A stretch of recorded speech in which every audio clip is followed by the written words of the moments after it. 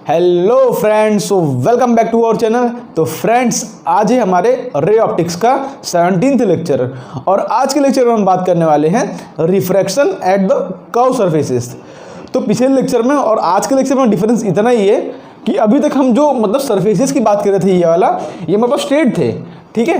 हमने यहाँ पर स्लैब की बात की थी, तभी भी हमारा सरफेस जो स्ट्रेट था। हमने प्रिज्म की बात की थी, तभी भी हमारा जो सरफेस था, देखो ये तो स्ट्रेट ही है ना, मतलब यहाँ पे एक कर्व सरफेस नहीं है, ठीक है। तो लेकिन आज से हम जो रिफ्रैक्शन की बात करने वाले हैं वो एट द कर्व सरफेसेस है। तो एट द कर्व सरफेस में किस तरह से रिफ्रैक्शन होता है, किस तरह के इसके ऊपर जे मेंस में और जे एडवांस में क्वेश्चन आए हैं, वो पूरा डिटेल स्टडी आज के लेक्चर में हम करने वाले हैं, ठीक है। आज के लेक्चर में इसको टोटली कंप्लीट कर देंगे और इसके बाद जो नेक्स्ट लेक्चर होगा उसके अंदर हम लेंसेज टॉपिक शुरुआत करेंगे, ओके।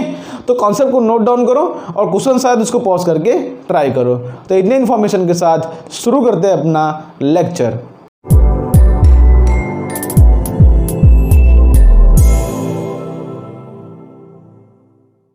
तो फ्रेंड्स, शुरू करते हैं अपना लेक्चर।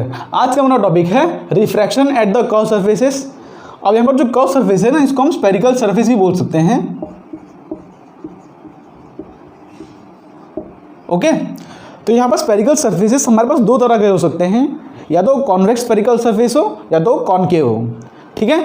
वो भी हमारे देखने के तरीके पर डिपेंड करता है। जैसे मान लो हमारे पास इस तरह का कोई एक कोई मीडियम है, या तो कोई एक ग्लास है, समझ लो एक ग्लास है जिसका ये इस तरह से कर्व्ड है। तो अगर ऑब्जेक्ट यहाँ पर रखा गया है ना, अगर ऑब्जेक्ट यहाँ पर रखा गया है और रेज ऑफ लाइट इस तरह से जा रही हैं, तो यहाँ पर देखो रेज ऑफ लाइट एक बल्ब सरफेस पर टकरा रही हैं। तो जब रेज ऑफ लाइट एक बल्ब सरफेस पर टकराए तो इस तरह के रे को हम बोलते हैं, इस तरह के सरफेस को हम बोलते हैं convex spherical surfaces, convex spherical surfaces.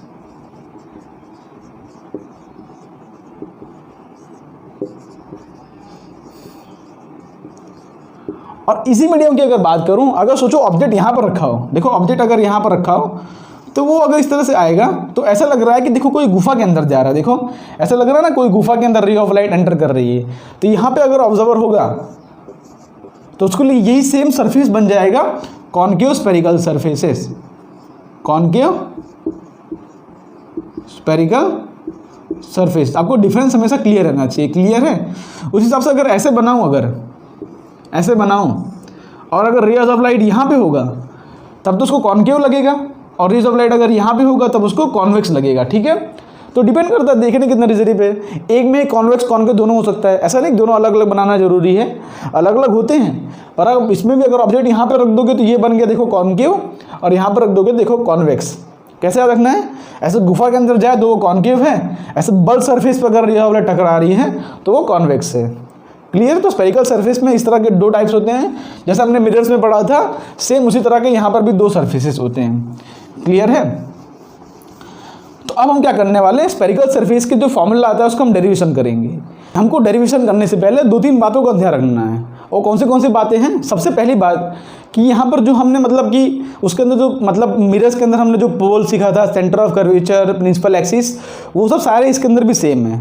पोल क्या होता है कि यहाँ पे हमारे पास इस तरह का स्फेरिकल सरफेस हो, देखो ध्यान से, स्फेरिकल सरफेस हो तो उसका सेंटर जो होता है उसको हम पोल बोलते हैं, ठीक है, ओके। ये हमने पहला पॉइंट सीखा था। और ये एक्सिस को हम बोलते हैं प्रिंसिपल एक्सिस, ये एक्सिस को हम बोलते हैं प्रिंसिपल एक्सिस, जो कि पोल से पास हो रहा हो और यहाँ पर ऑप्टिकल सेंटर से भी पास हो रहा हो, ठीक है। और यहाँ पर ये जो सी होता है इसको हम बोलते हैं सेंटर ऑफ कर्वेचर। ये सेंटर ऑफ कर्वेचर क्या होता है, उसका सेंटर जिसका ये पार्ट है, ठीक है। यहाँ पर स्फेरिकल सरफेस जिसका पार्ट है उसका ये सेंटर है, उसको हम बोलते हैं सेंटर ऑफ कर्वेचर, क्लियर है। और सारे डिस्टेंसेस हम मेजर करते हैं पोल से, कहाँ से, सारे डिस्टेंसेस हम मेजर करते हैं पोल से, ठीक है। और इसके अंदर जो साइन कन्वेंशन होता है ना, वो भी हम फॉलो करते हैं। साइन कन्वेंशन क्या क्या कहता है कि इंसिडेंट रे के डायरेक्शन को हमेशा पॉजिटिव मानना है। जैसे मान लो मेरे पास ऑब्जेक्ट यहाँ पर है और ऑब्जेक्ट कर रही है इस तरह से निकला, तो ये डायरेक्शन मेरा बन जाएगा पॉजिटिव, क्लियर है। तो इंसिडेंट रे के डायरेक्शन को हमेशा पॉजिटिव मानना है। और दूसरी बात, सारे डिस्टेंसेस मेजर करना है पोल से, यहाँ पर जो ऑब्जेक्ट का डिस्टेंस होगा, देखो ये डायरेक्शन को हमने माना है पॉजिटिव, तो ये ऑब्जेक्ट का डिस्टेंस हो जाएगा नेगेटिव, क्लियर है। यहाँ पर जो centre of curvature radius R है, ये हमारा हो जाएगा पॉजिटिव इसके अंदर, ओके। तो इंसिडेंट रे के डायरेक्शन के हिसाब से आपको पॉजिटिव नेगेटिव डिटरमाइन करना है, लेकिन डिस्टेंस तो मेजर करना है पोल से ही। आंसर भी जो आएगा, इमेज का भी जो आंसर आएगा वो भी विथ रिस्पेक्ट टू पोल आएगा। ओके, ये बातें क्लियर हो गई। और दूसरी बात कि ऑब्जेक्ट अगर प्रिंसिपल एक्सिस के ऊपर हो, जैसे कोई एक्सटेंडेड ऑब्जेक्ट की बात करूँ, वो अगर प्रिंसिपल एक्सिस के ऊपर हो तो वो पॉजिटिव, प्रिंसिपल एक्सिस के नीचे हो तो वो नेगेटिव। इतने सारे जो साइन कन्वेंशन थे सेम इसके अंदर भी अप्लीकेबल होता है। ओके, समझ पड़ गया ना। तो चलो अब इसका हम डेरिवेशन करना शुरू करते हैं कि भाई फॉर्मूला क्या आता है। ठीक है, मतलब यहाँ पर अगर हमको इमेज का डिस्टेंस फाइंड करना या इमेज किस तरह से वेरी कर रहा है, क्या उसका मैग्नीफिकेशन होगा, तो उसके फॉर्मूले क्या आते हैं एक वन बाय वन सीखना शुरू करते हैं। तो यहाँ पर मैं एक कॉन्वेक्स स्फेरिकल सरफेस ले रहा हूँ, बाकी मैं जो फॉर्मूले डिराइव करूँगा दोनों के लिए वैलिड होगा, चाहे कॉन्वेक्स हो चाहे कॉनकेव हो। यहाँ पर मान लेता हूँ कि बाहर एक मीडियम है N1, अंदर एक मीडियम है N2। यहाँ पहले ही बोल दे रहा हूँ कि N2 is greater than N1, N2 is greater than N1। यहाँ पर एक कंडीशन में मान ले रहा हूँ। ठीक है, उसके बाद क्या है कि ये मैं प्रिंसिपल एक्सिस ड्रॉ कर दे रहा हूँ, ये पोल मेरा। ठीक है, और यहाँ पर कहीं एक ऑब्जेक्ट रख देता हूँ, जो कि अभी पॉइंट ऑब्जेक्ट की बात कर रहा हूँ डेरिवेशन करते वक्त। तो क्या है कि हमको इस ऑब्जेक्ट का इमेज फाइंड करना है इसके अंदर। ध्यान रखना, इसको मिरर से आपको कंफ्यूज नहीं करना, ये मिरर नहीं है। यहाँ पर एक ट्रांसपेरेंट मीडियम है, जैसे वाटर हो गया, ग्लास हो गया, इस तरह के ट्रांसपेरेंट मीडियम है जिसका एक स्फेरिकल सरफेस है। तो यहाँ पर रिफ्रैक्शन का कॉन्सेप्ट होगा। ठीक है, ऐसा मत करना कि यहाँ से टकरा के वापस यहाँ ऐसे लौटा देना, ये मिरर नहीं है, क्या है, एक स्फेरिकल सरफेस है। क्लियर है। तो क्या होगा कि ऑब्जेक्ट यहाँ पर इस तरह से टकराएगी, मतलब ऑब्जेक्ट एक रे इस तरह से निकलेगी। अब हमको इमेज फाइंड करने के लिए दो रे चाहिए होती मिनिमम इमेज फाइंड करने के लिए। तो क्या है कि ये हमारा स्फेरिकल सरफेस है, इसका सेंटर ऑफ कर्वेचर कहीं यहाँ पे होगा। क्लियर है, सेंटर ऑफ कर्वेचर कहीं यहाँ पे होगा। तो जहाँ पर रे टकराई है वहाँ पे हमको ड्रॉ करना पड़ेगा नॉर्मल। तो यहाँ पे एक नॉर्मल ड्रॉ कर देता हूँ मैं इस तरह से। क्लियर है, ये हमने नॉर्मल ड्रॉ कर दिया। ओके, अब ये अपना बन गया इंसिडेंस एंगल। अब देखो ध्यान से, हमने बोला है कि N2 is greater than N1, मतलब क्या है कि रे ऑफ लाइट रेयर से डेंसर मीडियम में जा रही है। देखो N2 बड़ा है तो क्या होगा, बेंड्स टुवर्ड द नॉर्मल होता है। अगर रे ऑफ लाइट रेयर से डेंसर में जाती है तो बेंड्स टुवर्ड द नॉर्मल, मतलब रे ऑफ लाइट कुछ इस तरह से बेंड कर जाएगी। ओके, रे ऑफ लाइट कुछ इस तरह से बेंड कर जाएगी और यहाँ पर बन जाएगा अपना इमेज, यहाँ पर बन जाएगा अपना इमेज। ओके, समझ पड़ गया, इतनी बातें क्लियर हो गई। अब यही इमेज का डिस्टेंस हमको फाइंड करना है। तो यहाँ पर देखो कुछ मैं लिख देता हूँ। यहाँ पर ये ऑब्जेक्ट, इसको यू ले रहा हूँ मैं, पॉजिटिव नेगेटिव तो मैं फॉर्मूला के अंदर देख लूँगा। अभी यहाँ पर सिर्फ वेरिएबल डिफाइन कर रहा हूँ, इसको यू, ऑब्जेक्ट के डिस्टेंस को, ये सेंटर ऑफ कर्वेचर तक का डिस्टेंस रेडियस आर। क्लियर है, और इमेज तक का डिस्टेंस हो जाएगा अपना इमेज डिस्टेंस वी।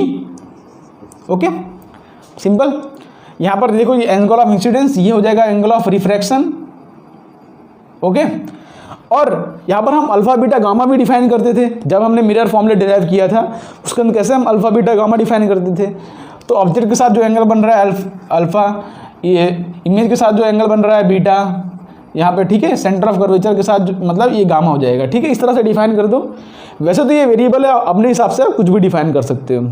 ओके, इसके अंदर अजम्पशंस क्या क्या मान के चल रहे हैं हम, आपको पहले ही क्लियर होना चाहिए कि अजम्पशन क्या क्या मान के चल रहे हैं हम। कि पहले कि यहाँ पर इसका जो मतलब ये कर्वेचर होता है, यहाँ पर हम इसका जो कर्वेचर लेते हैं बहुत ही स्मॉल होता है। ठीक है, इसका जो कर्वेचर अपर्चर बोलते हैं ना यहाँ पर, कि स्फेरिकल सरफेस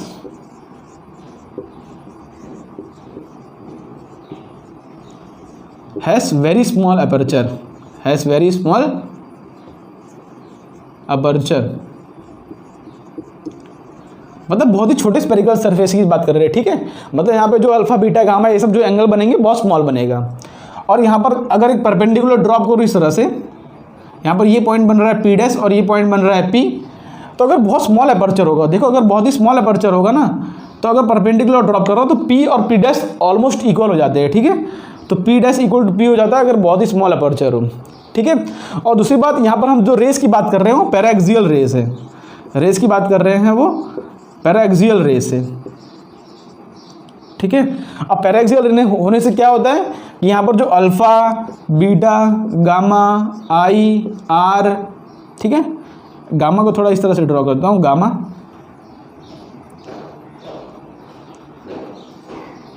ठीक है, तो alpha beta gamma I R ये सब जो है बहुत स्मॉल है, अप्रॉक्सीमेटली इक्वल टू 0 है। अगर ये अप्रॉक्सीमेटली इक्वल टू 0 होगा तो यहाँ पर क्या होगा कि sine alpha approximately equal to alpha is approximately equal to tan alpha. इस तरह से बाकी सारे एंगल के लिए भी हो जाएगा, ठीक है।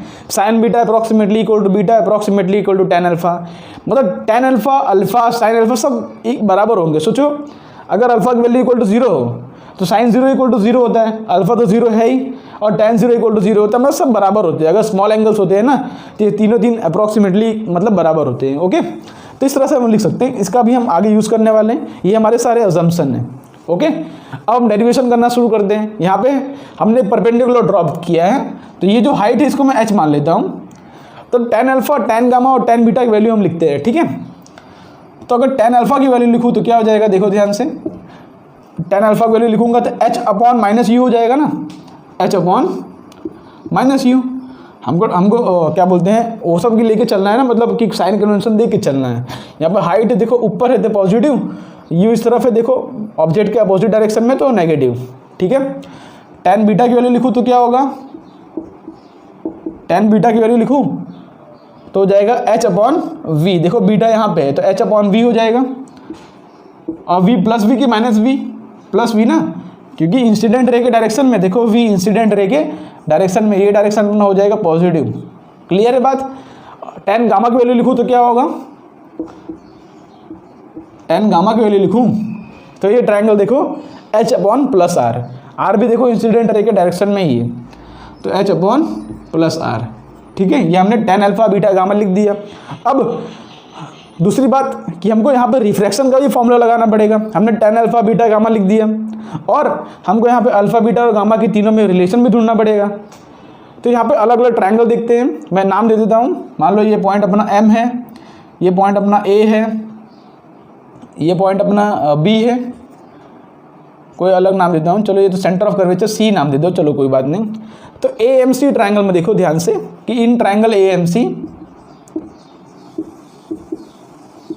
अगर आप AMC ट्रायंगल देखोगे ना, देखो ये ट्रायंगल AMC, तो इसमें आप क्या देख पा रहे हो कि यहाँ पे जो I है ना वो एक्सटीरियर एंगल है, अल्फा और गामा जो है इंटीरियर एंगल है। मतलब कुछ इस तरह से बन रहा है ना, ये अपना I है, ये अपना अल्फा है और ये अपना गामा है, देख रहे हो ना। मतलब ये ट्रायंगल देखो AMC। तो यहाँ से ये ट्रायंगल से क्या लिख सकता हूँ मैं कि I exterior angle equal to sum of interior angle होता है ना, तो I इक्वल टू लिख सकता हूँ मैं कि अल्फा प्लस गामा। क्लियर है। उसी हिसाब से अगर मैं ये ट्रायंगल देखो MCB लिखूँ, देखो MCB, इन ट्रायंगल MCB, तो यहाँ पे क्या लिख सकता हूँ कि गामा जो है एक्सटीरियर एंगल है और R और बीटा जो है इंटीरियर एंगल है। मतलब कुछ इस तरह से है, ये अपना गामा है, ये अपना R है और ये अपना बीटा है। तो यहाँ से क्या लिख सकता हूँ मैं, इन ट्रायंगल, इसमें लिख सकता हूँ मैं कि gamma equal to R plus beta, और यहाँ से R इक्वल टू लिख सकता हूँ मैं कि, यहाँ से R इक्वल टू लिख सकता हूँ मैं कि gamma minus beta. R equal to क्या लिख सकता हूँ मैं, गामा माइनस बीटा। चलो ये हमारे पास दो वैल्यूज़ आ गई, ठीक है। ये हमारे पास दोनों वैल्यूज़ आ गई। इसको मैं रख देता हूँ, इसको अप्रॉक्सीमेशन आपको पता होना चाहिए कि tan alpha approximately equal to alpha है, वो सब पता होना चाहिए, ठीक है। अब थोड़ा आगे बढ़ते हैं। ये अजम्पशन यहाँ से हटा देता हूँ मैं, अजम्पशन आप याद रखना। अब यहाँ पे क्या है कि हमको जो है N1 N2 ये सब भी तो मतलब टाइम मिलाना पड़ेगा, बिकॉज N1 N2 भी डिपेंड करेगा भाई कितना रिफ्रैक्टिव इंडेक्स है, उस पर भी इमेज का डिस्टेंस डिपेंड करेगा। तो इसको कैसे हम मतलब पिक्चर में लाएंगे, उसके लिए हमको यहाँ पे लगाना पड़ेगा स्नेल्स लॉ। तो स्नेल्स लॉ लगाएंगे तो क्या हो जाएगा, N1 into sine i equal to हो जाएगा N2 इंटू साइन आर, यही तो होगा। और हमको पता है कि I और R बहुत स्मॉल है ना, हमको पता है I R बहुत स्मॉल है, तो उसके ऊपर से लिख सकता हूँ मैं N1 into i equal to N2 into r लिख सकता हूँ, बिकॉज I R वो सब बहुत ही स्मॉल है। अब यहाँ पे I और R इसकी वैल्यू यहाँ से मैं लिख सकता हूँ, ठीक है। तो यहाँ पे N1 इंटू आई की वैल्यू क्या है, alpha plus gamma equal to N2, R की वैल्यू क्या है, R की वैल्यू है gamma minus beta, gamma minus beta, ठीक है। यहाँ पर हमारा इक्वेशन पहुँचा है। अब हमको पता है tan alpha approximately equal to alpha है, तो वही वैल्यू यहाँ पे पुट कर दो। तो देखो इसको फर्दर मैं सॉल्व करता हूँ, इसको हटा देता हूँ यहाँ से, इसको आप नोट कर लेना।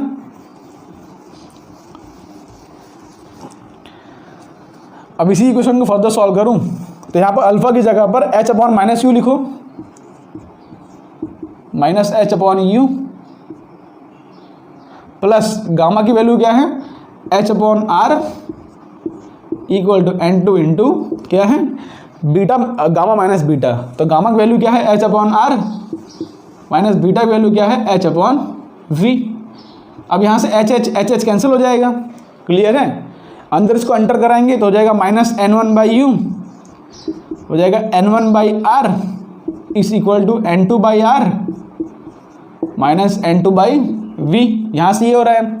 अब इसको यहाँ पे इस तरफ ले जाता हूँ, इसको इस तरफ ले आता हूँ, तो जाएगा N2/V minus N1/U equal to हो जाएगा N2/R माइनस N1/R। यहाँ पे N2 माइनस N1 जो R है इसको कॉमन निकाल के इस तरह लिख सकता हूँ मैं, N2 माइनस N1/R। ये अपना फॉर्मूला है स्पेरिकल रिफ्लेक्टिंग सरफेस के लिए, ये अपना फॉर्मूला है, क्लियर है। हमने फॉर्मूला का डेरिवेशन तो कर दिया, कैसे किया हमने, यहाँ पर रे ऑफ लाइट ले गए, उसका हमने जो है इस तरह से करा है। यहाँ पर दूसरी रे ऑफ लाइट भी ले जा सकते हो, ठीक है, इमेज फॉर्म करने के लिए यहाँ से एक और रे ऑफ लाइट ले जा सकते हो जो कि एग्जैक्टली पोल से पास कर रही हो, तो इस तरह से उसका पॉइंट यहाँ पे इंटरसेक्ट कर जाएगा। ओके, तो इस तरह से हमारी इमेज यहाँ बनती है और उसका हमने फॉर्मूला इस तरह डिराइव कर लिया। ओके, तो फॉर्मूला डेरिवेशन करना कोई बड़ी बात नहीं है, यहाँ पर आप इसको देख सकते हो, लेकिन मेन बात है कि इस फॉर्मूला का एप्लीकेशन करना, किस तरह से इसके ऊपर हम क्वेश्चन सॉल्व करते हैं। ओके, तो फॉर्मूला का एप्लीकेशन करने से पहले आपको फॉर्मूले के अंदर 2-3 बातों का ध्यान रखना है। सबसे पहली बात, इसके अंदर आपको सारी वैल्यू विथ साइन रखनी है, ठीक है। Put all values with sign, put all values with sign, R हो चाहे वी चाहे यू हो, सब वैल्यू जो है विथ साइन रखना है आपको। ओके, दूसरी बात, यहाँ पर N1 N2 क्या है, N1 और N2 क्या है, तो बहुत सारी जगह सब ऐसे याद रख लेते हैं कि N1 जो है जहाँ ऑब्जेक्ट रखा है वो N1 होता है, जहाँ इमेज रखा हो N2 होता है, पर ये सबसे बड़ा मिसकंसेप्शन होता है, ठीक है। कभी भी आपको ऐसे याद नहीं रखना है कि जहाँ N1 है वहाँ ऑब्जेक्ट है और जहाँ इमेज है वहाँ पे N2 होगा, ये सबसे बड़ा मिसकंसेप्शन है। जे वाले ऐसे ही कंफ्यूज कर देंगे, तो जब वर्चुअल ऑब्जेक्ट वाला केस आता है ना, तब ये कहानी उल्टी हो जाती है। तो कैसे आपको याद रखना है, सबसे बेस्ट तरीका आपको याद रखने बता रहा हूँ कि N1 जो होगा इंसिडेंट मीडियम, जहाँ पे रे इंसिडेंट हो रहा है वो अपना इंसिडेंट मीडियम होगा N1, और N2 जो होगा वो रिफ्रैक्टेड मीडियम, जहाँ पे रे रिफ्रैक्ट हुआ, ठीक है। जैसे हमने रियल डेप्थ और अपरेंट डेप्थ में किया था ना, इंसिडेंट मीडियम और रिफ्लेक्टेड मीडियम, उस तरह से यहाँ पे N1 और N2 भी होगा। N1 क्या है कि जहाँ से रे इंसिडेंट हो, जहाँ से रे इंसिडेंट होगा वो अपना N1 मीडियम होगा, और जहाँ पे रे रिफ्लेक्ट होगा वो अपना N2 होगा। अब आप बोलोगे कि सर जहाँ पे ऑब्जेक्ट होगा वहीं से तो रे इंसिडेंट होगा, तो अगर हम ऐसा बोल रहे हैं कि जहाँ ऑब्जेक्ट है वही अपना N1 और जहाँ इमेज अपना N2, तो क्या कोई गलत बात है? ये गलत बात है। ये तब रॉन्ग हो जाएगा जब वर्चुअल ऑब्जेक्ट का केस आ जाएगा। वर्चुअल ऑब्जेक्ट में ऐसा नहीं होता कि जहाँ ऑब्जेक्ट है वहीं से रे निकलेगा, ठीक है। तो आपको ऐसे याद नहीं रखना कि जहाँ पे ऑब्जेक्ट है वहाँ से रे हमेशा निकलेगा। अभी आज ऐसे ही क्वेश्चन कराऊंगा जिसके अंदर जहाँ पे ऑब्जेक्ट होगा वहाँ से रे नहीं निकलता होता है, बिकॉज वर्चुअल ऑब्जेक्ट के केस में तुम्हारा वो जो कॉन्सेप्ट है वो रॉन्ग हो जाएगा। तो ऐसे याद रखो कि जहाँ से रे इंसिडेंट हुआ है वो अपना N1, और जहाँ पे रे रिफ्लेक्ट हुआ है वो अपना N2। क्लियर, आपको 100% याद रखना है कि जहाँ पे रे इंसिडेंट हुआ N1 और जहाँ से रे रिफ्लेक्ट हुआ वो N2। इंसिडेंट मीडियम होगा N1, रिफ्लेक्टेड मीडियम होगा N2, और फॉर्मूला क्या है, N2/V minus N1/U equal to N2 minus N1/R। Okay, तो आपको कॉन्सेप्ट समझ पड़ा होगा। U, V और R सबको विथ साइन रखना है, ठीक है। तो इसके ऊपर जितने क्वेश्चन देखोगे, आज मैं देखो 4-5 क्वेश्चन लाया हूँ, उस क्वेश्चन को देखो किस तरह से कर रहा हूँ, बिकॉज हर क्वेश्चन में आपको कुछ ना कुछ नया सीखने को मिलेगा, ठीक है।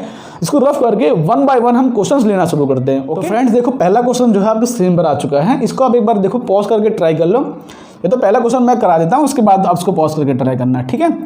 तो यहाँ पर देखो इस तरह से हमको 2 मीडियम दिए गए हैं, 1 और 1.5। यहाँ पर स्पेरिकल मीडियम है। इस तरह से ऑब्जेक्ट जो रखा है वो 100 सेंटीमीटर दूर रखा गया है, और इसका रेडियस दिया है हमको 20 सेंटीमीटर। तो किस तरह से फॉर्मूला अप्लाई करना है, पहला क्वेश्चन एकदम बेसिक सा लेते हैं, सिर्फ फॉर्मूला बेस्ड। तो हमको फॉर्मूला क्या पता है कि N2/V minus N1/U is equal to N2 minus N1/R। Okay, अब यहाँ पर हम सारे वेरिएबल को डिफाइन कर देते हैं। सबसे पहला कि ऑब्जेक्ट यहाँ पर रखा गया है, तो रे इस तरह से इंसिडेंट होगा, तो अपना इंसिडेंट मीडियम ये है जो कि एयर है, तो अपना N1 हो जाएगा 1। N1 क्या होता है, इंसिडेंट मीडियम हो जाएगा 1। N2 क्या होता है, refracted medium. Rays of light यहाँ पे आएगी, मतलब यहाँ पे मान लो अपना सेंटर ऑफ कर्वेचर हो, इस तरह से नॉर्मल बनेगा, है ना, और ये अपना पोल है, क्लियर है, इस तरह से नॉर्मल बनेगा इसका।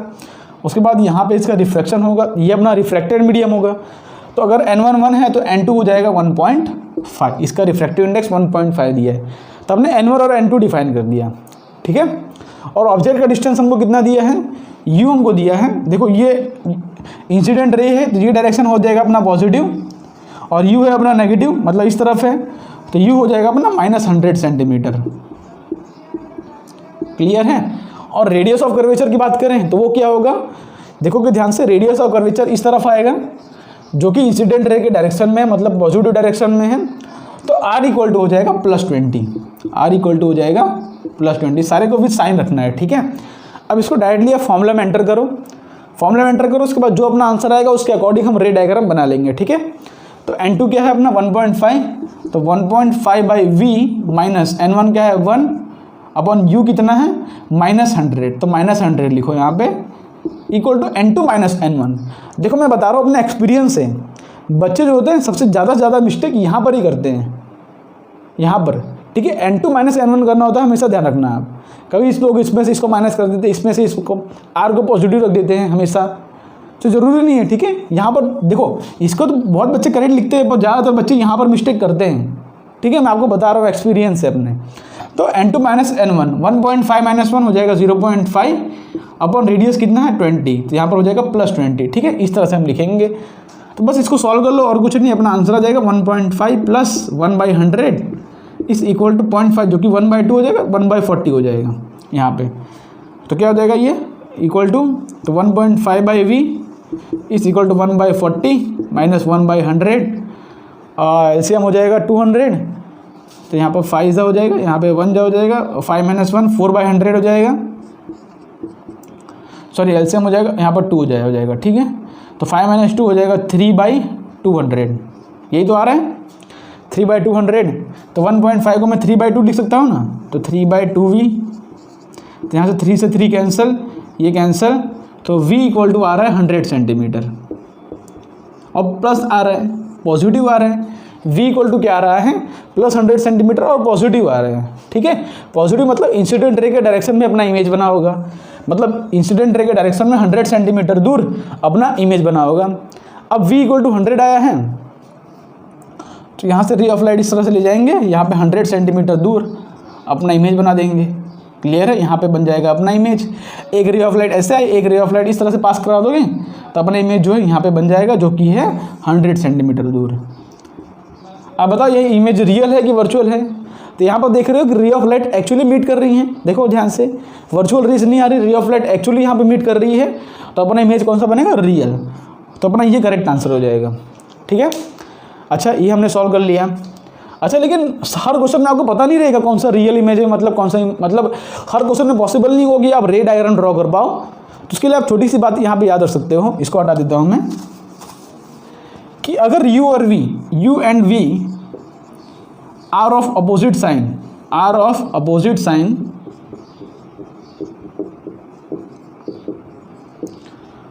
तो अपना जो इमेज होगा ना वो क्या होगा, इमेज अपना नेचर चेंज नहीं करेगा, ठीक है। जैसे ऑब्जेक्ट अगर रियल है तो इमेज भी अपना बनेगा रियल, इमेज विल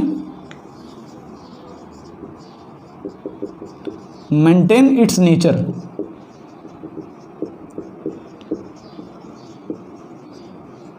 ठीक है। अच्छा कभी कोई कोई बुक में ऐसे याद करा देते हैं कि अगर भाई U और V अपोजिट साइन के होंगे तो इमेज बनेगा रियल, ठीक है। ऐसा नहीं होता, एक्चुअल कॉन्सेप्ट क्या कहता है कि अगर U और V मतलब अपोजिट साइन के हैं, देखो ध्यान से, अपना U नेगेटिव था और V अपना आया पॉजिटिव, दोनों अपोजिट साइन के हैं। तो कई बुक में ऐसे याद करा देते हैं कि भाई U और V अगर अपोजिट साइन के तो इमेज बनेगा रियल, और U और V अगर सेम साइन के इमेज बनेगा वर्चुअल। ये बहुत ही गलत बात है, ऐसा नहीं होता। अगर U और V मतलब अपोजिट साइन के होंगे तो अपना जो इमेज होगा अपना नेचर चेंज नहीं करेगा, मतलब जैसे ऑब्जेक्ट अगर रियल है तो इमेज भी रियल बनेगा, ऑब्जेक्ट अगर वर्चुअल है तो इमेज भी वर्चुअल बनेगा, ठीक है। इस तरह से आपको याद रखना है, ऑब्जेक्ट के ऊपर डिपेंड करता है। ये उनकी बातें तब तक सही होती हैं जब तक ऑब्जेक्ट रियल है। अगर ऑब्जेक्ट रियल है और U और V अगर अपोजिट साइन के हैं तो अपना इमेज जो है रियल ही बनेगा, लेकिन अगर ऑब्जेक्ट वर्चुअल हो गया, वर्चुअल ऑब्जेक्ट हो गया, तो अपना इमेज भी वर्चुअल बनेगा, ठीक है, ये बात आपको ध्यान रखना है। तो सिंपल आपको क्या रखना है कि यू और वी अगर अपोजिट साइन के हैं तो image will maintain its nature, और यू और v are of same sign, मतलब यू और वी अगर सेम साइन के आ गए तो क्या होगा, image will change its nature, image will change the nature. Change the nature मतलब अगर रियल होगा तो वर्चुअल हो जाएगा और वर्चुअल होगा तो रियल हो जाएगा। अच्छा, मिरर में इसका जस्ट उल्टा था, ठीक है, मिरर में इसका जस्ट उल्टा था।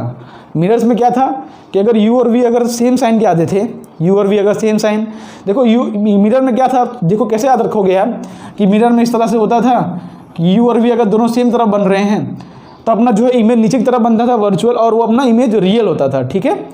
लेकिन यहाँ पे क्या है कि यू और वी अगर यहाँ पे सेम साइन के होंगे तो वो अपना नेचर चेंज कर जाएगा, ठीक है, इमेज जो है उल्टा हो जाता है, ठीक है, रियल होगा तो वर्चुअल, वर्चुअल होता है तो रियल। ये जो कॉन्सेप्ट है ये आपको एक्चुअली अच्छे क्वेश्चन सॉल्व करने में मदद करेगा। इजी क्वेश्चन तो आप सभी कर लोगे भाई, रियल है तो वर्चुअल, वर्चुअल है तो रियल।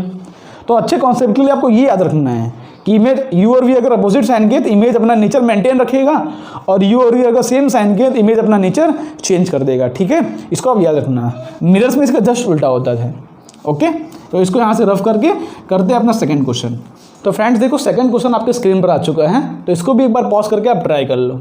सेम क्वेश्चन है यहाँ पर, लेकिन बाहर मैंने मीडियम बदल दिया है, बाहर मैंने वाटर रखा है, अंदर ग्लास रखा है, ऑब्जेक्ट अभी भी बाहर रखा गया है इस तरह से। और इसको एक बार पॉज करके ट्राई कर लो। Find the position and nature of image, position बताओ और इमेज रियल होगा कि वर्चुअल होगा वो बताओ, ठीक है। तो सिंपल क्या करेंगे, यहाँ पर देखो ये ऑब्जेक्ट है तो इस तरह से अपना रे इंसिडेंट होगा, तो ये अपना डायरेक्शन हो जाएगा पॉजिटिव, क्लियर है। और क्या लिखते हैं हम फॉर्मूले में, फॉर्मूला क्या है, पहले N2/V है माइनस N1/U इक्वल टू हो जाता है N2 माइनस N1/R। फॉर्मूला पहले लिख लो, ठीक है। ऐसे सब क्वेश्चन में साइन मिस्टेक बहुत कॉमन होते हैं, तो पहले क्या कर लो, फॉर्मूला लिख दो और डिफाइन कर दो N1 N2 सब क्या है, नहीं तो वैल्यू पुट करते वक्त गलती हो जाएगी आपकी।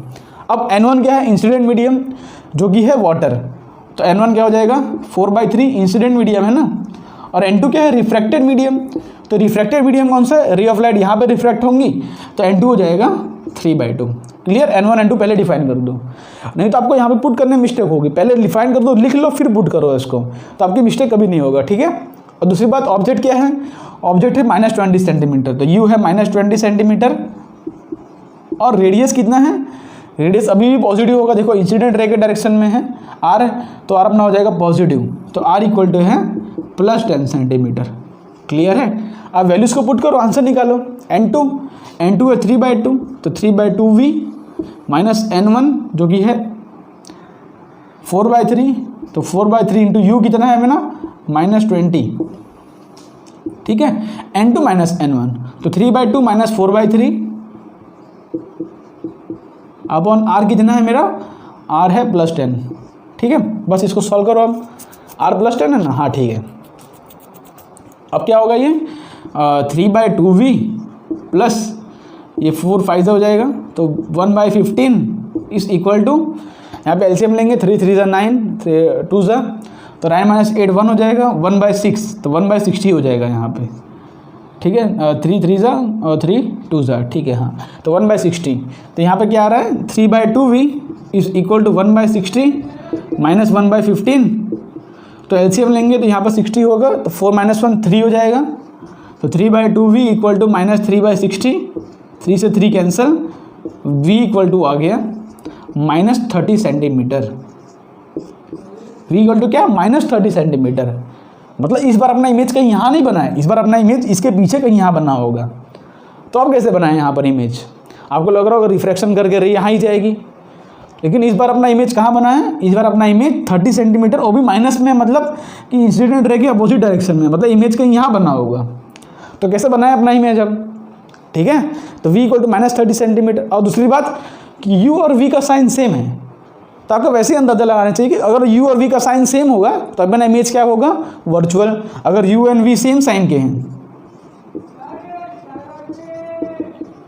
तो इमेज अपना नेचर चेंज नहीं करेगा ना।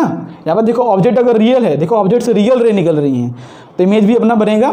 देखो ऑब्जेक्ट अगर रियल है और U और V सेम साइन के हैं तो इमेज अपना नेचर चेंज कर लेता है, तो रियल की जगह इमेज क्या बनेगा, वर्चुअल बनेगा, ठीक है। तो यहाँ पर वर्चुअल इमेज बनेगा, ठीक है।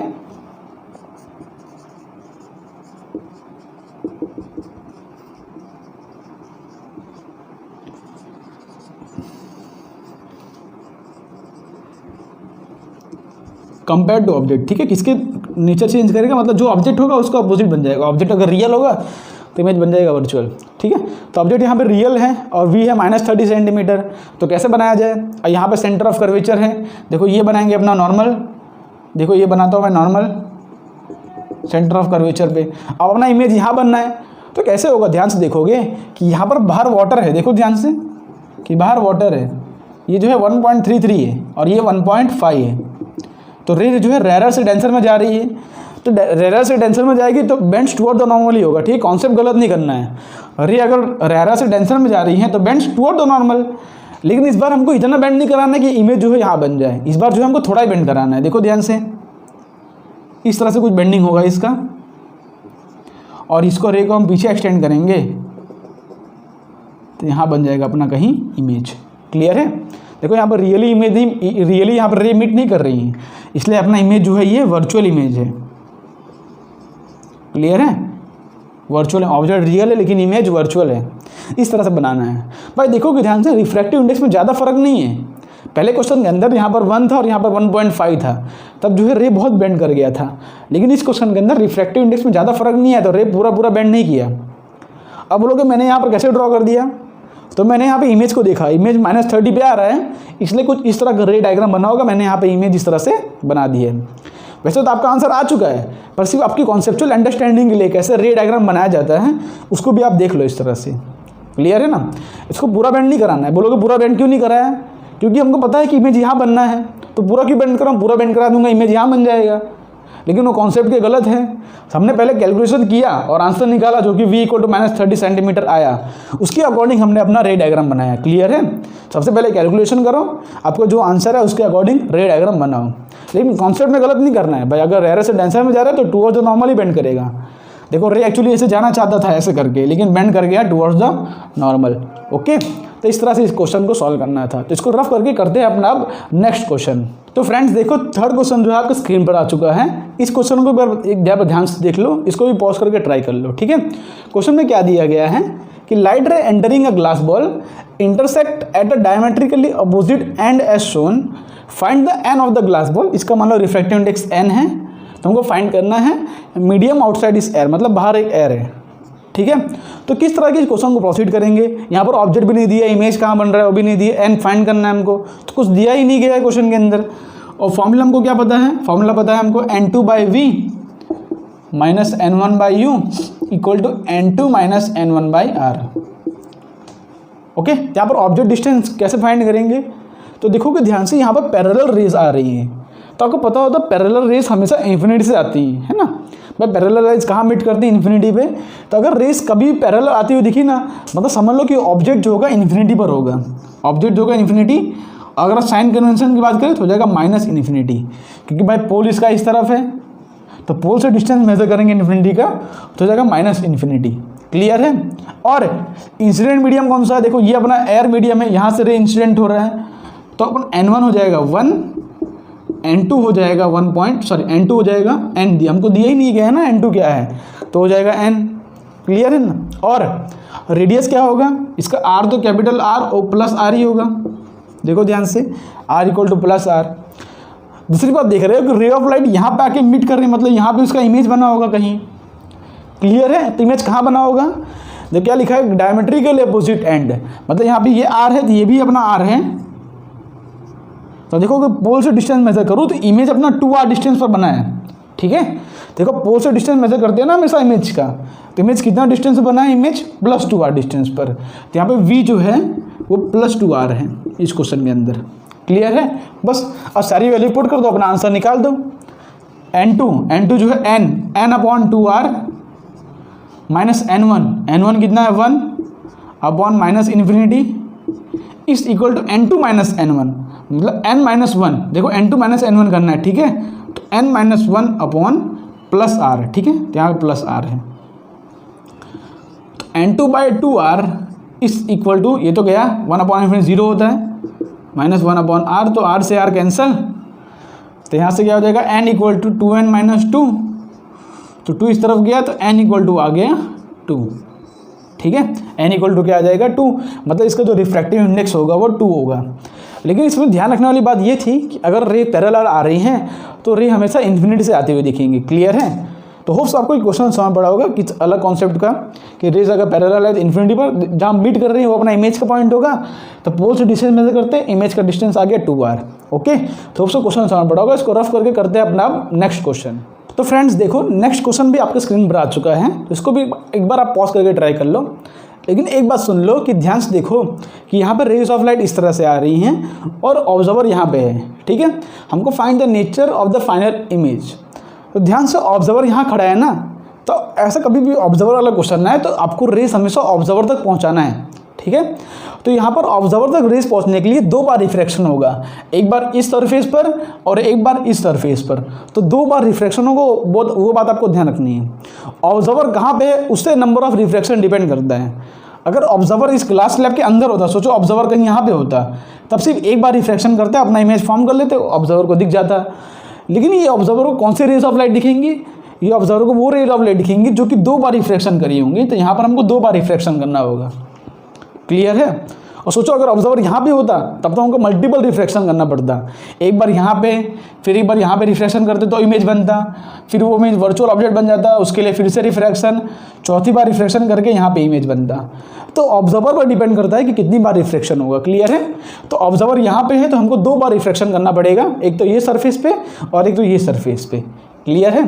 तो चलो अपना क्वेश्चन हम सॉल्व करना शुरू करते हैं।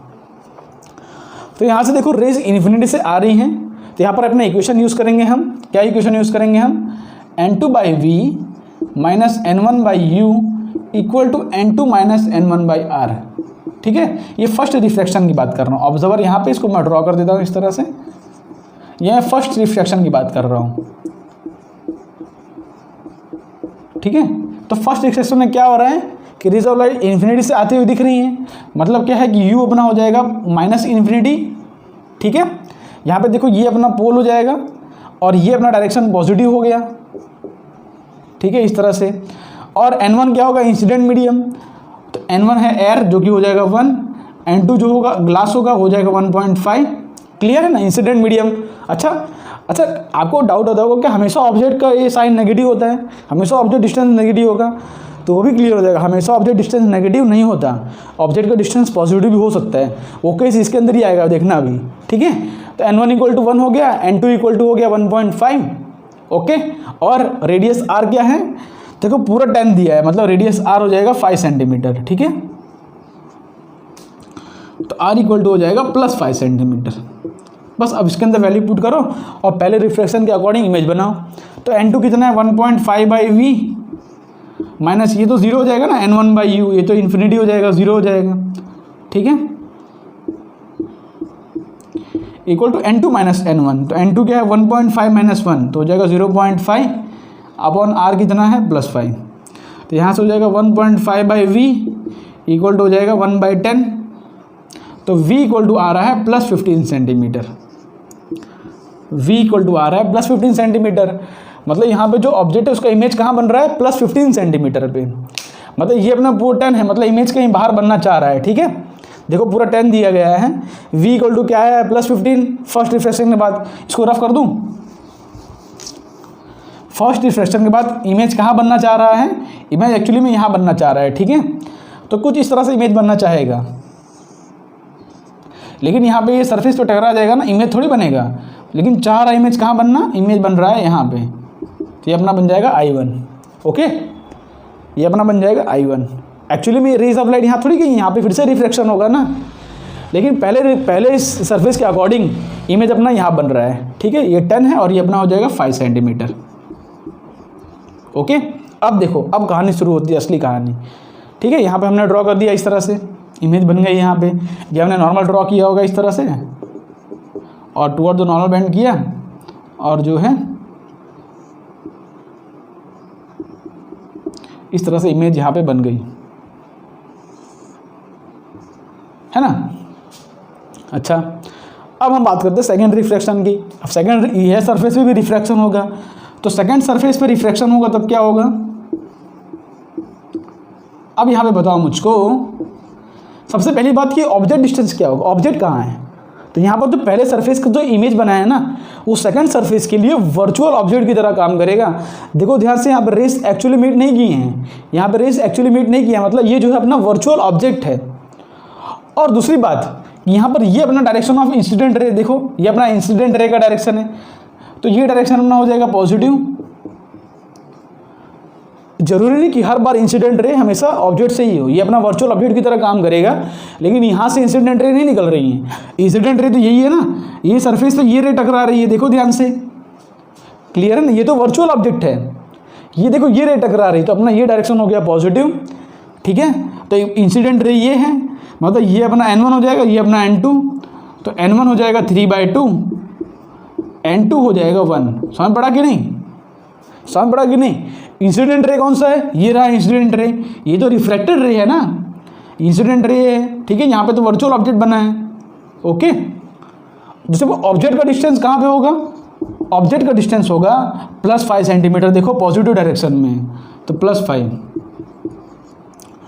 तो इसमें आपको दो बातें क्लियर हो गई होंगी। पहली बात कि ऑब्जेक्ट का डिस्टेंस भी पॉजिटिव हो सकता है, दूसरी बात कि इंसिडेंट रे हमेशा ऑब्जेक्ट से नहीं निकलती। जब वर्चुअल ऑब्जेक्ट वाला केस आता है, मैंने आपको बताया था, तब कहानी बदल जाती है, ठीक है।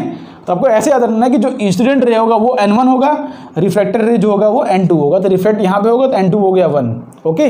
और रेडियस क्या होगा बताओ, देखो ये डायरेक्शन पॉजिटिव है, रेडियस तो इस तरफ होगा ना, हम पोल से मेजर करते हैं, ये रहा पोल, तो पोल से मेजर करेंगे तो ये डायरेक्शन अपना हो जाएगा नेगेटिव। तो यहाँ पे पहली बार रेडियस इक्वल टू नेगेटिव आया है -5 सेंटीमीटर, ठीक है। एक एक बातों का आपको ध्यान रखना है, ओके। अब बस फॉर्मूले के अंदर पुट कर दो वैल्यूज, तो n2/v - n1/u इक्वल टू हो रहा है n2 - n1/r। n2 क्या है 1, तो 1/v माइनस n1 क्या है 3/2, 3/2, u क्या है +5, n2 - n1 मतलब 1 - 3/2, अब r कितना है -5, बस वैल्यू पुट करो, तो 1/v - 3/15 10 इक्वल टू हो जाएगा, देखो -1/2, तो ये हो जाएगा +1/10। तो यहाँ पर v इक्वल टू आ रहा है 1/10 + 3/10, तो v इक्वल टू आ रहा है v इक्वल टू आ रहा है 10/4, तो v इक्वल टू आ गया +2.5 सेंटीमीटर। मतलब यहाँ पे ये पोल से जो फाइनल इमेज बनेगा ना, वो 2.5 सेंटीमीटर आगे बनेगा। हम सोच रहे थे 5 बनेगा, लेकिन कितना बना 2.5। तो कैसे बनेगा, देखो यहाँ पे ये अपना नॉर्मल बन गया, तो रेज ऑफ लाइट जो है डेंसर से रेयर में जाएगी, तो away from the normal bend करके यहाँ पर अपना फाइनल इमेज बनाएगी, ठीक है, जो कि 2.5 सेंटीमीटर दूर है। तो सेकंड रिफ्रैक्शन के बाद फाइनली इसको इमेज कहाँ दिख रहा है 2.5 सेंटीमीटर दूर। तो क्या अपना आंसर ये हो जाएगा 2.5 सेंटीमीटर, नहीं। देखो ऑब्जेक्ट क्वेश्चन में क्या दिया है, देखो ध्यान से, इतनी कैलकुलेशन करने के बाद भी आपका आंसर रॉन्ग हो जाएगा, आपने ये टिक कर दिया, तो ये अपना गलत आंसर है। पूछा क्या गया है फ्रॉम सी से डिस्टेंस पूछा है हमको, तो ये हो जाएगा 5 और ये हो जाएगा 2.5, मतलब 7.5 सेंटीमीटर फ्रॉम सी। आपने इतना कुछ 2 बार रिफ्रैक्शन किया, आंसर निकाला, इतना सोचा आपने, तो भी आपका आंसर रॉन्ग हो जाता है एग्जाम में। आपको ये भी देखना है कि ऑप्शन कहाँ पे दिया है, ऑप्शन दिया है फ्रॉम सी, तो सी से डिस्टेंस देखना है ना, तो 5 + 2.5 कितना हो जाएगा 7.5 सेंटीमीटर फ्रॉम सी, ओके। पोल से पूछा होता तब तो आपका आंसर 2.5 ही आता, लेकिन सी से पूछा है तो आंसर कितना हो जाएगा 7.5। तो इस तरह से ये क्वेश्चन को प्रोसीड करना था, ओके। डबल रिफ्रैक्शन भी करना हो सकता है हम लोग को। चलो इसके बेस पे एक जेईई एडवांस में क्वेश्चन आया था, उसको कर लेते हैं, उसके बाद अपना मैग्नीफिकेशन वाला कॉन्सेप्ट करते हैं। तो इसको यहाँ से मैं रफ कर देता हूँ। तो फ्रेंड देखो, ये जो क्वेश्चन है ये जेईई एडवांस 2015 में आया था। यहाँ पर 2 स्फेरिकल सर्फेसेज है, बोला क्या आगे, इसको एक बार पॉज करके ट्राई कर लो, इजी क्वेश्चन है, आपसे हो जाएगा। मैं बोल रहा हूँ कि 2 identical glass rods S1 and S2 दिए है। यहाँ पर 2 रॉड दिए हैं, ठीक है, एक इस तरफ है और एक इस तरफ है, ठीक है। बोल क्या रहा है क्वेश्चन में, बस सुन लो उसको। ये S1 है और ये S2 है, ठीक है। पहले पॉज करके ट्राई कर लो, इजी क्वेश्चन है। Having 1 convex radius of curvature, दोनों का रेडियस ऑफ कर्वेचर +10 है, ठीक है। तो R = 10 सेंटीमीटर दोनों का दिया है। They are placed with a curve surfaces at a distance D। यहाँ पर इन दोनों बीच में जो डिस्टेंस है वो कितना है, D डिस्टेंस है, ओके। ये क्वेश्चन बोल रहे हैं। और क्या बोला है, दे आर प्लेस्ड, हाँ ठीक है, when a point source of P placed inside the S1, एक पॉइंट सोर्स S1 के इनसाइड है, यहाँ पे है, on its axis at a distance of 50 centimetre from the curve surface, मतलब यहाँ से 50 सेंटीमीटर दूर एक पॉइंट सोर्स रखा गया है। Okay, the light rays emanating from it are found to be parallel to the axis inside the S2, मतलब अगर S2 के अंदर वो राइट लाइट जा रही है ना तो पैरेलल हो जा रही है, मतलब इस तरह से रे ऑफ लाइट एंड मतलब S2 के अंदर जा रही है तो पैरेलल हो जा रही है। यहाँ पर क्या हो रहा है हमको नहीं पता, क्वेश्चन में क्या बोला है कि रे ऑफ लाइट जब S2 के अंदर एंटर कर रही है तब वो पैरेलल हो जा रही है। ठीक है, तो डिस्टेंस डी, हमको ये डिस्टेंस डी फाइंड करने को बोला है, तो किस तरह से इसको प्रोसीड करेंगे, पहली बात तो ये, यहाँ पर ऑप्शन भी हमको दिए गए हैं 60, 70, 80, 90। ऑप्शन क्या क्या दिया है हमको, 60, 70, 80, 90। ठीक है, तो डी हमको ढूंढना है। कैसे ढूंढेंगे हम यहाँ पर रिफ्रैक्शन कराएंगे, यहाँ पर रे ऑफ लाइट इस तरह से लेके जाएंगे हम। ठीक है, हमको मीडियम भी दिया होगा, आई थिंक सो, मीडियम कौन दिया है हमको, हाँ, रिफ्रैक्टिव इंडेक्स 1.5 दिया है हमको, और बाहर एयर है और ये भी 1.5। ठीक है, तो यहाँ पर देखो रेज ऑफ लाइट इस तरह से निकल रही हैं, तो ऑब्जेक्ट का डिस्टेंस हो जाएगा नेगेटिव, तो यू हो जाएगा मेरा -50 सेंटीमीटर। क्लियर है, और क्या हो जाएगा, N1 कितना हो जाएगा, इंसिडेंट मीडियम ये है तो N1 हो जाएगा 1.5, N2 हो जाएगा यहाँ पे, N2 रिफ्रैक्टेड मीडियम ये 1 है तो ये हो जाएगा 1। रेडियस कितना होगा, देखो ये अपना ऑब्जेक्ट है, रेडियस कहीं पीछे की तरफ होगा ना, इस तरह से कर्व्ड है, तो R हो जाएगा नेगेटिव अपना -10 सेंटीमीटर। समझ पड़ा कि नहीं भाई, इस तरह से रेडियस नेगेटिव हो जाएगा ना इस तरफ, क्योंकि कर्व सरफेस ऐसा है तो इसका सेंटर ऑफ कर्वेचर कहीं यहाँ पे होगा, तो रेडियस हो गया नेगेटिव। चलो अब वैल्यूज पुट करो, N2/V - N1/U इक्वल टू हो जाएगा N2 - N1/R। N2 कितना है मेरा 1, तो 1/V - N1 कितना है 1.5, इसको मैं 3/2 लिख देता हूँ, और ऑब्जेक्ट का distance -50 centimetre is equal to N2 - N1, मतलब 1 - 1.5, रेडियस कितना है -10। ठीक है, तो 1/V + 3/100 इज इक्वल टू 0.5 हो जाएगा, /2 हो जाएगा, मतलब हो जाएगा 1/20, है ना। 1 - 0.5 -0.5 माइनस कैंसिल, 1/2 लिख दिया तो 1/20। ठीक है, तो 1/V हो जाएगा 1/20 - 3/100, यहाँ से एलसीएम लेंगे तो 5 - 2/100 होगा, तो 1/V इक्वल टू हो रहा है 2/100, मतलब V इक्वल टू आ रहा है 50 सेंटीमीटर और पॉजिटिव आ रहा है। V इक्वल टू कितना आ रहा है 50 सेंटीमीटर और पॉजिटिव आ रहा है। ठीक है, तो बताओ इमेज बनेगा कहाँ पे, तो देखो ध्यान से ऑप्शन में आप देख सकते हो कि D की वैल्यू 60, 70, 80, 90, मतलब ये D की जो वैल्यू है ये 50 से तो बड़ी होगी, मतलब इमेज जो है डायरेक्टली यहाँ पे एंटर नहीं करेगा, इमेज जो है कहीं मतलब नॉर्मल बना के इस तरह से नॉर्मल बनाएंगे हम, तो इस तरह से इमेज कहीं इस तरह से यहाँ पे बन जाएगा। ठीक है, ओके, समझ पड़ गया ना, मतलब इमेज जो है डायरेक्टली इसके अंदर एंटर नहीं कर रहा है, इमेज कहीं यहाँ बन रहा है, पहला इमेज यहाँ बन गया है। उसके बाद क्या बोल रहे हैं कि रेज ऑफ लाइट फिर से अगर यहाँ पे जा रही है ना तो इसके अंदर जाके इमेज पैरेलल हो जा रही है, इस तरह से बन रहे हैं। तो कितना बन रहा है V 50 सेंटीमीटर पे, तो यहाँ पे ये डिस्टेंस अपना हो गया 50 सेंटीमीटर, और पूरा हमको दिया है D, ये पूरा हमको दिया है D, और 50 सेंटीमीटर पे बना है अपना इमेज पहले रिफ्रैक्शन के बाद। ठीक है, तो यहाँ पर ये डिस्टेंस कितना हो जाएगा, ये डिस्टेंस हो जाएगा D - 50, D - 50 हो जाएगा ना, देखो पूरा D है, इतना 50 है, ये डिस्टेंस हो जाएगा D - 50। अब बस यहाँ पे रिफ्रैक्शन करा लो और D की वैल्यू ढूंढ लो, तो यहाँ पे रिफ्रैक्शन कराएंगे तो इंसिडेंट मीडियम कौन सा, एयर, देखो ध्यान से रे यहाँ पे इंसिडेंट हो रहा है, तो इंसिडेंट मीडियम मतलब N1 है अपना एयर जो कि है 1, N2 कितना होगा अपना रिफ्रैक्टेड मीडियम जो कि है 1.5, U कितना है अपना ऑब्जेक्ट का डिस्टेंस, हम नेगेटिव लेंगे बिकॉज ये डायरेक्शन अपना होगा पॉजिटिव, हम पोल से डिस्टेंस मेजर करेंगे तो ये नेगेटिव हो जाएगा, तो जाएगा -D - 50, okay, minus of this, okay, minus this, और रेडियस कितना लेंगे इस बार प्लस के माइनस, तो देखोगे इस तरह से कर्व सरफेस बनेगा, तो इसका ये रेडियस जो होगा पॉजिटिव आएगा। ठीक है, तो यहाँ पे R equal to +10 centimetre. Okay, बस अब वैल्यूज पुट कर दो। आपको साइन कन्वेंशन का ध्यान रखना है, साइन कन्वेंशन अच्छे से लगा लोगे तो आपका आंसर आएगा। ठीक है, साइन कन्वेंशन का ध्यान रखना है आपको, तो जाएगा N2/V - N1/U इक्वल टू हो जाएगा n2 minus n1 by are. n2 कितना है मेरा 1.5 मतलब 3/2v माइनस n1 कितना है 1, u कितना है -d-50, ठीक है।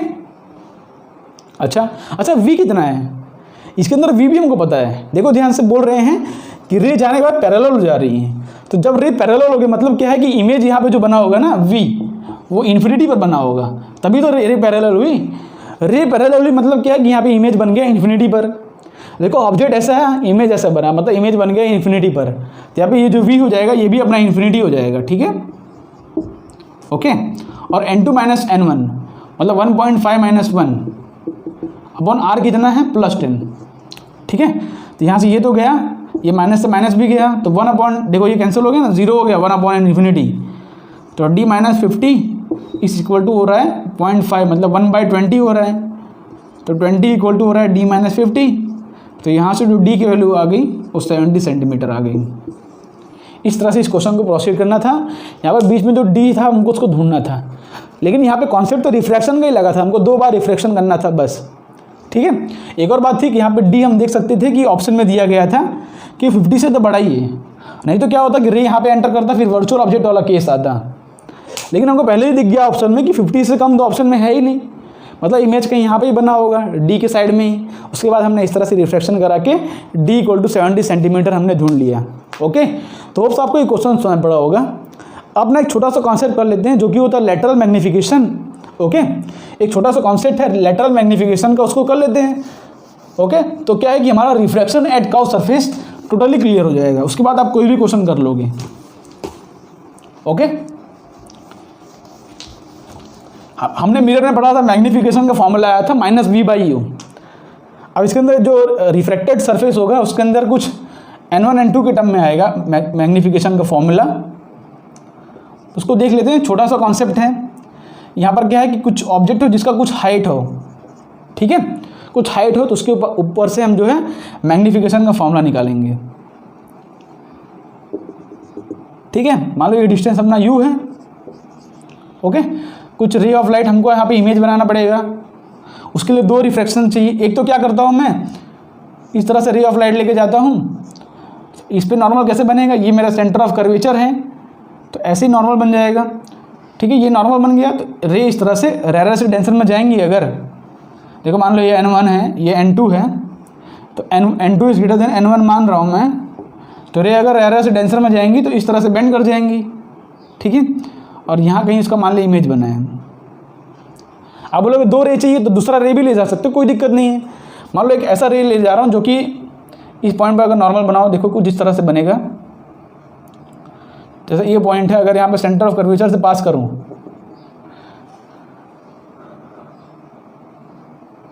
हम जो है कोई भी 2 रे मिनट करा दें, लेकिन इसको इस तरह सॉल्व कर लेते हैं। चाहे तो आप दूसरा रे भी ले जा सकते हैं कि मान लो रे ऐसे गया, तो यहाँ पे क्या हम इस तरह से सेंटर ऑफ कर्वेचर से इस तरह से बनाएंगे, उसके बाद रे को यहाँ बेंड करा के यहाँ पे इमेज बना देंगे। लेकिन फिर डायग्राम जो है थोड़ा कचरा बन रहा है। हम मान लेते हैं कि इमेज जो है यहाँ पे बना है, ठीक है, हम मान लेते हैं कि इमेज यहाँ बना है,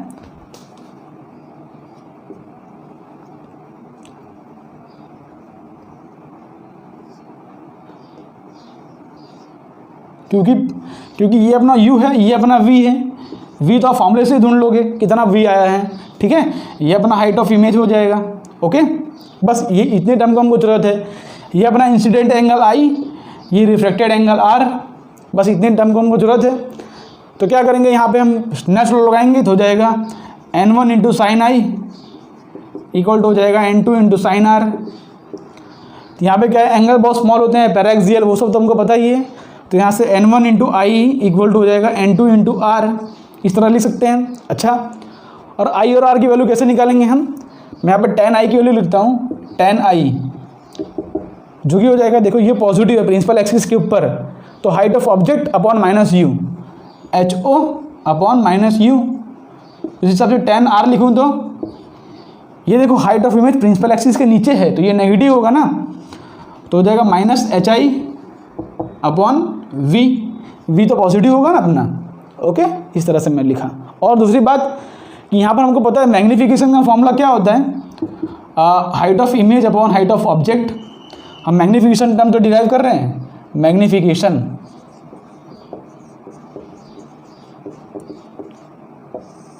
ठीक है। तो height of image upon height of object होता है, तो बस वही हमको ढूंढना है, उसकी वैल्यू यहाँ पुट करो। तो n1 इंटू आई की वैल्यू क्या आ रही है, ये 10i अप्रॉक्सीमेटली इक्वल टू आई हो जाएगा, ठीक है। तो आई की वैल्यू क्या आ रही है, height of object upon minus u equal to n2 into r की वैल्यू क्या आ रही है, height of image upon minus v. तो ये माइनस से माइनस कैंसिल हो जाएगा, तो यहाँ से height of image upon height of object क्या आएगा, देखो ध्यान से, ये नीचे क्या है, ये ऊपर आएगा। तो n1 into v upon n2 into u is equal to height of image upon height of object is equal to m। तो ये अपना मैग्नीफिकेशन का फॉर्मूला आ रहा है कि n1 by n2 into v by u, ये फॉर्मूला आप याद रख सकते हो, ठीक है। देखो मिरर्स के अंदर क्या था, माइनस वी बाई यू आ रहा था, और लेंसेज के अंदर देखोगे तो प्लस वी बाई यू आएगा, ठीक है। और यहाँ पे एक्स्ट्रा टर्म ऐड हो गया कि incident medium upon refracted medium, ठीक है, incident medium upon refracted medium, ये टर्म एक्स्ट्रा ऐड हो गया है। तो इसको ऐसे याद रख सकते हो कि incident medium upon refracted medium into v by u. V by u तो पता ही है हमको, मैग्नीफिकेशन का फॉर्मूला होता है, और आगे ये टर्म आ गया एक्स्ट्रा, ओके। इसको आप इस तरह से याद रख सकते हो, ये अपना फॉर्मूला है। ये बहुत ज़्यादा फेमस नहीं है, बहुत ज़्यादा क्वेश्चन नहीं आते इसके ऊपर, लेकिन क्या है कि अगर आ गया तो आपको इस तरह से प्रोसीड करना है। अगर एग्जाम में आ भी गया, अगर नहीं आता तो डिराइव कर लेना इस तरह से, ठीक है, सिंपल तरीका है डिराइव करने का, ओके। आपको कॉन्सेप्ट क्लियर होना चाहिए। तो इसके बेस पे एक क्वेश्चन करके आज का लेक्चर हम एंड करते हैं। तो फ्रेंड मैग्नीफिकेशन के बेस पे एक क्वेश्चन कर लेते हैं। देखो ध्यान से, इस तरह क्वेश्चन दिया है, यहाँ पर ऑब्जेक्ट से कुछ हाइट है, ठीक है। तो हमको पता है कि मैग्नीफिकेशन का जो फॉर्मूला आएगा उसमें देखो इस तरह से फॉर्मूला आता है, क्या आता है, n1 by n2 into v by u. तो यहाँ पर इमेज की लेंथ की हमको जरूरत पड़ेगी, मैग्नीफिकेशन पूछा हाइट ऑफ द इमेज, तो हाइट ऑफ द इमेज निकालना है हमको, उसके लिए वी ढूंढना पड़ेगा। वी के लिए हमको ये फॉर्मूला यूज़ करना पड़ेगा, n2 by v minus n1 by u equal to n2 minus n1 by r. n1 क्या है, इंसिडेंट मीडियम, ये एयर है, ठीक है। तो n1 इक्वल टू हो जाएगा 1, n2 इक्वल टू हो जाएगा 1.5, u अपना हो जाएगा माइनस 30 सेंटीमीटर, और r हो जाएगा, देखो इस तरह से कर्व्ड है, तो r इक्वल टू हो जाएगा +10, ओके। ये सब तो आई थिंक सो क्लियर हो गया आपको। तो वैल्यू पुट कर दो अब, तो 1.5 बाई वी माइनस n1 जो कि हो जाएगा 1 बाई यू कितना है, -30, n2 माइनस n1, तो 1.5 माइनस 1.5 बाई 10, तो 1.5 जो कि 3/2 लिख सकता हूँ, 3/2 वी इक्वल टू 1/20 माइनस हो जाएगा 1/30, ठीक है। ये इस तरफ गया तो माइनस हो जाएगा, ठीक है। तो एलसीएम लेंगे तो हो जाएगा 60, 3/2 वी इक्वल टू हो जाएगा 1/60, तो यहाँ से 30 सा, तो v इक्वल टू आ रहा है, v इक्वल टू आ गया 33 सा 90, हाँ, तो v इक्वल टू +90 आ रहा है, ठीक है। तो v हमने ढूंढ लिया है। अब हमको मैग्नीफिकेशन ढूंढना है। तो मैग्नीफिकेशन का फॉर्मूला क्या है कि n1 by n2 into v by u. n1 क्या होता है, इंसिडेंट मीडियम, तो इंसिडेंट मीडियम का 1, n2 क्या होता है, रिफ्रैक्टेड मीडियम, तो हो जाएगा 1.5 जो कि हो जाएगा 3/2, v कितना है 90, u कितना है 30, तो यहाँ से देखोगे 330 से 30 कैंसिल, तो मैग्नीफिकेशन आ रहा है +2, ठीक है। मैग्नीफिकेशन कितना आ रहा है, +2, मतलब हाइट ऑफ ऑब्जेक्ट अगर 0.5 सेंटीमीटर है, मैग्नीफिकेशन कितना है, देखो ध्यान से, n1 by n2 v by you. अच्छा u नेगेटिव है क्या, u नेगेटिव है, सॉरी, तो मैग्नीफिकेशन आया है -2 सेंटीमीटर, -2। तो हमको पता है मैग्नीफिकेशन का फॉर्मूला क्या होता है, height of image upon height of object, वो है -2, तो हाइट ऑफ इमेज कितना हो जाएगा, -2 times of height of object कितना है 0.5 जो कि हो जाएगा 1/2, तो यहाँ से हाइट ऑफ इमेज आ गया -1 सेंटीमीटर, ठीक है। तो अपना आंसर हो जाएगा डी ऑप्शन, -1 सेंटीमीटर। बस ऑब्जेक्ट यहाँ पर रखा है, इसका इमेज कहीं यहाँ पे बना होगा जो कि है 90 सेंटीमीटर पर, और इन्वर्टेड बना होगा, ठीक है, इस तरह से इसका इमेज बना होगा। तो हाई होप्स इसके ऊपर अगर क्वेश्चन आया तो आप कर लोगे, और जितने भी कॉन्सेप्ट थे मैंने पॉइंट अपडेट लेके करवा लिए। ओके, तो होप्स आज के लेक्चर आपको पसंद आया होगा। तो रिफ्रैक्शन एट द मतलब कर्व सरफेसेस इतना ही। इसके बाद जो हमारा टॉपिक होगा उसके अंदर हम लेंसेज करेंगे, ठीक है। इसके बेस पर और भी अच्छे अच्छे क्वेश्चन जे मेंस और जे एडवांस में है, उसको भी आप पॉज करके उसको भी आप कर सकते हो, ठीक है। तो मिलते हैं आपको नेक्स्ट वीडियो में, तब तक के लिए आप पढ़ाई करते रहें, तब तक के लिए बाय बाय।